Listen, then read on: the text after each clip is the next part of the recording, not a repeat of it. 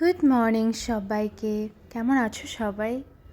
আমার ব্লগগুলো এখন নিতান্তই ছোট হয়, কারণ এখানে প্রচণ্ড গরম।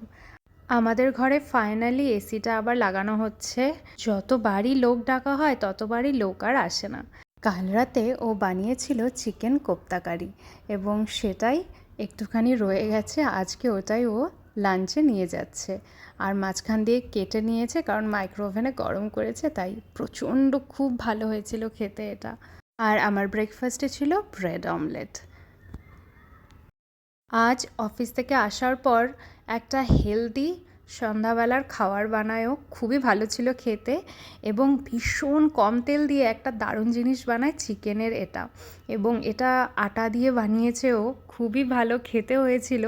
তোমাদের যদি কারো রেসিপি লাগে আমি ডেফিনেটলি শেয়ার করতে বলবো ওকে, কারণ ও ক্যামেরার সামনে অত আসতে চায় না, তাই দেখাতেও পারে না। যাই হোক, দুর্দান্ত খেতে হয়েছে এটা। আজকের মতন শেষ।